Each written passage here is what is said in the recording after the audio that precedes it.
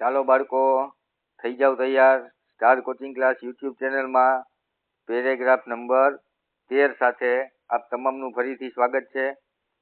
ખૂબ જ સરસ મજાના ફકરા આપણે ચેનલ ઉપર લાવીએ છીએ, જેનાથી તમારું નોલેજ પણ વધે, જીકે પણ વધે, કંઈક નવું જ્ઞાન પણ મળે અને તેની સાથે સાથે જ્ઞાન સાથે ગમત કરતાં કરતાં આપણે નવોદય એક્ઝામમાં જે કંઈ પરીક્ષાની અંદર કે સૈનિક શાળાની અંદર કે સીઈટી એક્ઝામની અંદર જે પેરેગ્રાફ પૂછાય છે, જેને ગદ્ય ગ્રહણ તરીકે ઓળખવામાં આવે છે, આ ગદ્ય ગ્રહણમાં પેરેગ્રાફ આપણે આગળ 12 જે મૂકી ચૂક્યા છીએ તેની અંદર કેવી રીતે સોલ્યુશન કરવું એ મેં તમને ખૂબ જ સરસ પ્રકારની માહિતી છે એ તમને આપેલી છે. તો આજનો આ વિડીયો શરૂ કરીએ તે પહેલાં આપણે દર વખતે જે કામ કરીએ છીએ એમ પહેલાં 2 પ્રશ્ન જોશું કે ડોલ્ફિન કયા પ્રકારનું પ્રાણી છે. બીજો પ્રશ્ન જોઈએ કે ડોલ્ફિન સી રીતે દિશા અને શિકાર નક્કી કરી શકે છે.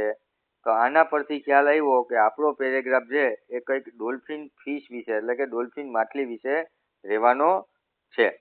તો આપણે ફકરો વાંચવાનું ચાલુ કરીએ કે ડોલ્ફિન એક અત્યંત બુદ્ધિશાળી અને સામાજિક સ્વભાવ ધરાવતું જળચર સસ્તન પ્રાણી છે, જે સમુદ્ર અને કેટલાક મીઠા પાણીના સ્ત્રોતોમાં જોવા મળે છે. એટલે ડોલ્ફિન વિશે અહીંયા એવું કીધું છે કે એક બુદ્ધિશાળી અને સામાજિક સ્વભાવ ધરાવતું પાણીમાં રહેતું સસ્તન પ્રાણી છે. સસ્તન એટલે કે જે બચ્ચાને જન્મ આપે, ઈંડું ના મૂકતા હોય, જે સમુદ્ર અને કેટલાક મીઠા પાણીના સ્ત્રોતોમાં પણ જોવા મળે છે. એટલે કે દરિયામાં પણ જોવા મળે અને મીઠા પાણીના જે તળાવો હોય, મોટા જળાશયો હોય, તેની અંદર પણ ડોલ્ફિન છે જોવા મળતી હોય છે. હવે આગળ વાંચીએ. તે પોતાના ખિલખિલાટ ભરેલા વ્યવહાર, અદ્ભુત સંચાર પદ્ધતિઓ અને ઊંચી કુદાક સહિતની ક્ષમતાઓ માટે જાણીતી છે.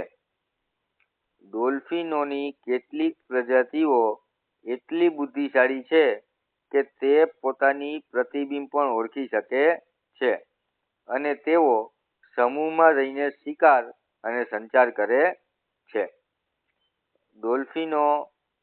ડોલ્ફિનનો શરીર વિજ્ઞાન જળમાં ઝડપી ગતિ માટે અનુકૂળ છે. ડોલ્ફિનનું જે શરીર છે એ કેવું બનેલું છે? તો પાણીમાં એ ઝડપી ગતિ કરી શકે તેવું.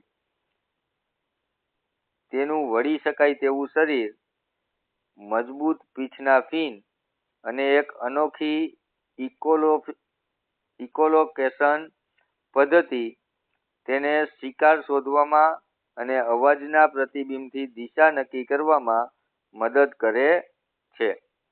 ઇકોલોકેશન એ એક અનન્ય જૈવિક પદ્ધતિ છે જેમાં ડોલ્ફિન અવાજની તરંગો છોડે છે અને તે તરંગો અન્ય વસ્તુઓ પર વાગી પાછા આવે ત્યારે તે પોતાની આસપાસના પર્યાવરણની સમીક્ષા કરી શકે છે અને જળ સંગ્રહ સ્થાનોમાં અને સમુદ્રના વધતા પ્રદૂષણને કારણે ડોલ્ફિનની કેટલીક પ્રજાતિઓ ખતરાના નિશાન પર આવી ગઈ છે. આ ખતરાના નિશાન પર એવું છે. પ્લાસ્ટિક પ્રદૂષણ, માછીમારીના જાળ અને દરિયાઈ પરિવર્તન તેના જીવન માટે મોટી ચિંતાનો વિષય છે. ચાલો, સરસ મજાનો આપણે ફકરો વાંચી લીધો છે. હવે ફકરાનું આપણે સોલ્યુશન કરીએ. તો પહેલો પ્રશ્ન છે કે ડોલ્ફિન કયા પ્રકારનું પ્રાણી છે? તો અહીંયા આપણને લખેલું છે કે જળચર સસ્તન પ્રાણી છે. તો જળચર એટલે સમુદ્રી સસ્તન પ્રાણી છે એવો સાચો જવાબ આપણે કરી શકીએ. પણ બીજા જવાબ પણ આપણે વેરીફાઈ કરવાના, એમાંથી એક પણ જવાબ નથી ને, સીધો બી આન્સર ટીક કરી નાખવાનો નથી. ઉંદર જેવા જમીન પ્રાણી, ના, એવું ક્યાંય આપેલું નથી. રોપદાર જીવ, એવું પણ ક્યાંય પેરેગ્રાફમાં નથી. સરીસૃપ એટલે તો કેવું પ્રાણી થાય? જે પેટ ઘસીને ચાલતા હોય, એટલે કે આપણો સાપ છે, ગરોળી છે, બરાબર, મગર છે. મગરને તો આપણે ઉભયજીવી પ્રાણીમાં કહી શકીએ, પણ જે પેટ એ સરકીને ચાલતા હોય એવા પ્રાણીઓ છે જેને આપણે સરીસૃપ પ્રાણીઓ કહી શકીએ. તો સમુદ્રી સસ્તન પ્રાણી એ આપણો સાચો આન્સર આવશે. પછી ડોલ્ફિન સી રીતે દિશા અને શિકાર નક્કી કરે છે?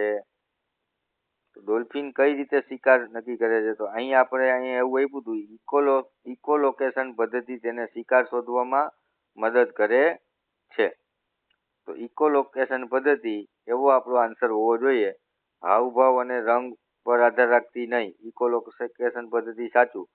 પાણીના લહેરોની દિશા જોવી નહીં. અન્ય ડોલ્ફિનના સહારે પણ નહીં. તો બી આન્સર છે આપણો સાચો આન્સર થશે. જ્યાં સુધી પેરેગ્રાફની અંદરથી જવાબ ના મળે ત્યાં સુધી આપણે પેરેગ્રાફ વાંચવાનો છે. એમનેમ જવાબ ટીક કરવાનો ક્યારેય પણ નથી. ડોલ્ફિનનું શું વિશેષ લક્ષણ છે? તો તે ઊંડા પાણીમાં જીવી શકતી નથી. તે પોતાના પ્રતિબિંબને ઓળખી શકે છે. તે પાણીમાં શ્વાસ નથી લઈ શકતી. પાણીમાં શ્વાસ ન લેતી હોય તો જીવી ન શકે. એકલા જીવે છે એવું ક્યાંય નથી. આમાં સમૂહમાં જીવે છે એવું ક્યાંક આપણને આપણું આડું આવેલું હતું. ઊંડા પાણીમાં પણ જીવી શકતી નથી એવી પણ વાત આ પેરેગ્રાફની અંદર કરેલી નથી. તો આ આન્સર પણ આપણો કટ થઈ જાય. તો પોતાના પ્રતિબિંબ ઓળખી શકે છે આવો જવાબ હોવો જોઈએ. હજી આપણે ફાઇનલ કરતા નથી. એના માટે આપણે પેરેગ્રાફની અંદર પહેલા શોધવા જવું પડે. અહીંયા લખ્યું છે કે ડોલ્ફિનની કેટલીક પ્રજાતિઓ એટલી બુદ્ધિશાળી છે કે તે પોતાના પ્રતિબિંબને ઓળખી શકે છે. રેડી?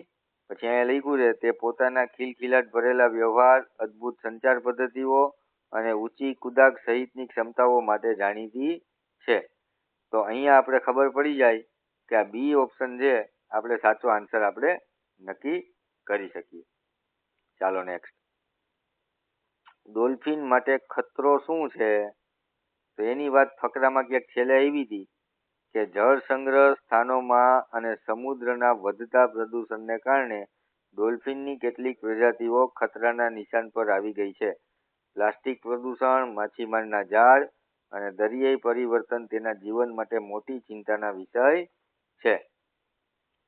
તો અહીંયા આપણે નક્કી કરી શકીએ કે આવડો કંઈક જવાબ હોય સાચો હોય એવું લાગે છે. ખરાબ સંચાર પદ્ધતિ નથી, એની તો ખૂબ સારી સંચાર પદ્ધતિ છે.